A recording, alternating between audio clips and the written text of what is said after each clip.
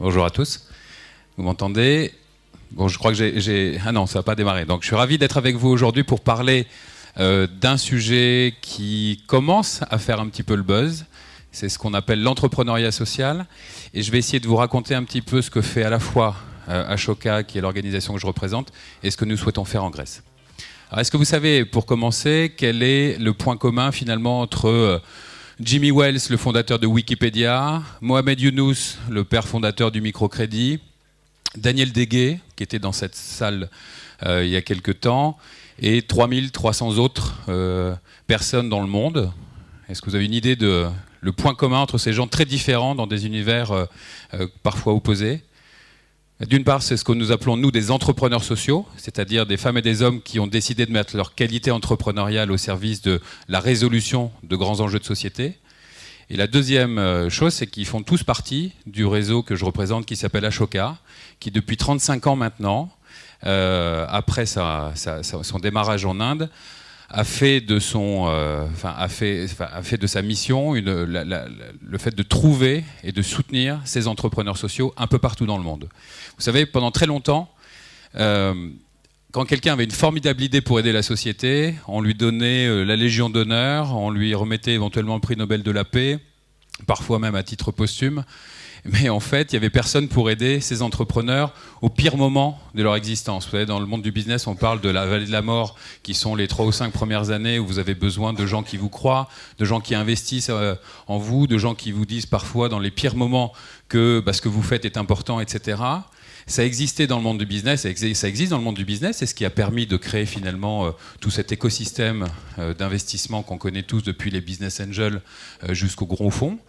Mais dans le monde de l'entrepreneuriat social, il n'y avait pas ça. Donc Ashoka a décidé vraiment de prendre en main ce sujet-là et de se dire, une personne qui a une idée formidable et qui souhaite résoudre un problème de société, c'est pas juste un gentil idéaliste ou un gentil porteur de projet, c'est un entrepreneur de la société, et on va appeler ces entrepreneurs des entrepreneurs sociaux. C'est la première chose qu'on a faite il y a 35 ans, on a inventé ce terme. Et on a développé le concept un peu partout dans le monde. Donc aujourd'hui, nos entrepreneurs sociaux, comme je vous le disais, ils décrivent tout un tas de choses. Et ils ne se cantonnent pas uniquement d'avoir de belles idées et de développer des projets qui ont un impact social. Ils sont en train aussi de préfigurer très certainement ce que sera l'avenir d'un certain nombre d'industries demain. Je vous prends 2 exemples très, très rapides. Aujourd'hui, à peu près 40% du produit intérieur brut du Kenya passe par les téléphones portables. C'est ce qu'on appelle le mobile banking. C'est un truc où tout le monde se dit c'est formidable, c'est un marché en centaines de milliards de dollars aujourd'hui dans le monde. Ça a été inventé par un entrepreneur social en collaboration avec une entreprise, avec Vodafone. Et c'était un de nos entrepreneurs au Kenya qui a décidé d'inventer ce mécanisme-là, pas uniquement pour tout un chacun, mais pour les personnes qui étaient les plus exclues, qui ne pouvaient pas se rendre dans une agence bancaire, et pour qui la technologie était une façon finalement d'avoir accès au marché et de pouvoir payer des choses. Première chose. Deuxième chose, tout le monde connaît Airbnb. Avant Airbnb, il y avait une autre organisation qui s'appelle Couchsurfing. Certains d'entre vous ont peut-être utilisé ce réseau qui vous permettait finalement d'aller emprunter le canapé de quelqu'un d'autre dans une autre ville, dans un autre pays. Et Couchsurfing a été vraiment le prédécesseur de Airbnb. Et donc on voit bien que très souvent, les entrepreneurs sociaux qui sont capables d'inventer finalement des solutions aux grands enjeux de société pour les personnes les plus vulnérables, peuvent en réalité prédire et prédéfinir ce que seront des industries demain. Donc aujourd'hui, le boulot d'Ashoka, il est double. On va chercher les entrepreneurs sociaux dont on pense qu'ils ont le plus gros impact possible sur la société. Daniel Deguet, dont je parlais tout à l'heure, qui est ici aujourd'hui avec nous, a créé plus de 300 000 entreprises avec son réseau d'accompagnement d'entrepreneuriat en France.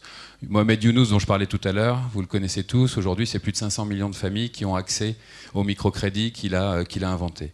Donc on soutient ces entrepreneurs. La deuxième chose qu'on fait, c'est qu'on travaille avec des entreprises pour permettre à ces entreprises de comprendre comment ces nouvelles formes d'innovation sont en fait peut-être leur chance de comprendre leur marché de demain. Et donc on crée des passerelles, on crée tout un tas de collaborations pour faire en sorte que ces 2 univers se connaissent. Et puis, comme ça on le fait en France, mais aussi on l'a fait en Inde et on l'a fait dans près de 80 pays, on s'est dit qu'il était urgent qu'on le fasse en Grèce. Donc depuis 2 ans maintenant, Ashoka est en train de se lancer ici. Et donc si vous souhaitez en savoir plus, je vous donne rendez-vous dans l'atelier qui va avoir lieu en début d'après-midi. Vous allez y retrouver des entrepreneurs sociaux, vous allez y retrouver des responsables d'Ashoka, vous allez y retrouver aussi des bonbons et du chocolat. Voilà, à tout à l'heure.